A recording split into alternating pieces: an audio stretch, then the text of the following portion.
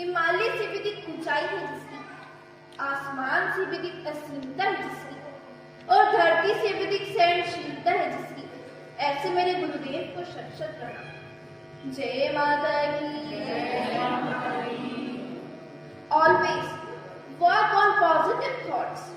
Always work on positive thoughts which helps us to grow towards the right direction. Keep faith in the teachings of the Guru and move ahead in your life. एक बार एक पुजारी और एक ढूंढता रहता, उसका सदैव यही कहना था कि भगवान हमारे जीवन में कभी भी कुछ अच्छा नहीं करते, कि कहीं पर सूखा है तो कहीं पर बाढ़ है, किसी को नौकरी नहीं मिलती, या फिर किसी के जीवन में ये परेशानी है या वो परेशानी है।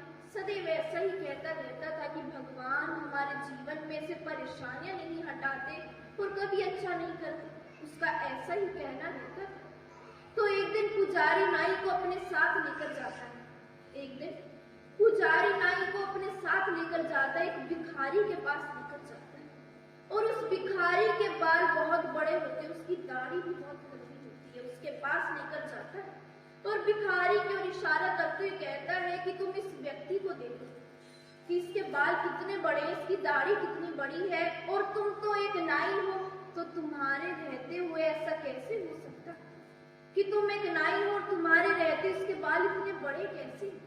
ये सुनकर नाई कहता है कि इसमें मेरा क्या दोष है कि जो व्यक्ति मेरे संपर्क में आएगा मैं उसी का तो कार्य करूंगा, कि जो मुझसे कहेगा मेरे संपर्क में आएगा मैं उसी की तो बात सुनूंगा, उसी का तो कार्य करूंगा, अन्यथा मैं क्यों करूंगा?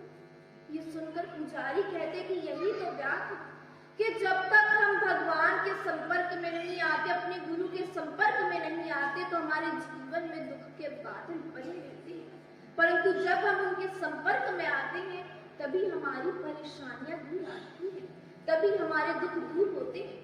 हमारे जीवन में दुख भगवान के कारण नहीं आता, ना ही हमारे गुरुदेव के कारण आता है, ना ही किसी और के कारण आता है, केवल हमारे कर्मों के कारण आता है। उन परेशानियों का हमें उठाना पड़ता है, उनका निवारण केवल गुरु महाराज के चरणों में होता है। अगर एक गाय को जहाँ से रोटी मिलती है सुबह शाम, वो बार बार उसी स्थान पर जाती है।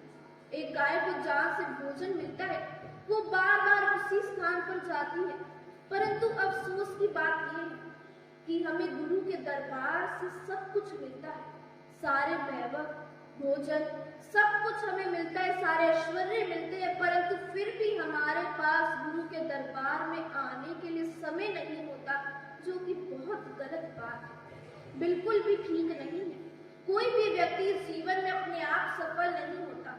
हम सफल होते हैं तो केवल गुरु के आशीर्वाद से और उनके उपकार से और भगवान की कृपा से ही सफल होते हैं। जय माता की।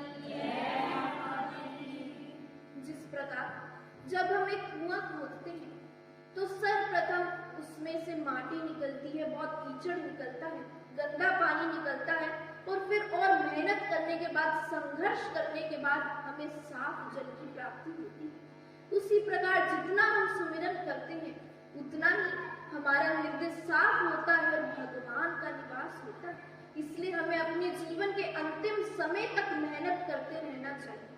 जिस प्रकार एक पेड़ पर जब पतझड़ होता है तभी उस पर नए पत्ते आते हैं, उसी प्रकार जब हम अपने जीवन में संघर्ष करते हैं, कठिनाइयों के बाद ही हमारे जीवन में अच्छे दिन आते हैं। इसलिए हमें मेहनत करते रहना चाहिए और अपने गुरु के चरणों में लगे रहना चाहिए, क्योंकि गुरु महाराज के चरणों में ज्ञान की गंगा बहती है, और जब हम उनके ज्ञान को सुनते हैं, उनके शब्दों को सुनते हैं, तो हमें गंगा स्नान जैसा अनुभव होता है, और उस अनुभव का हमें सदैव आनंद उठाना चाहिए। बोलो गुरुदेव महाराज।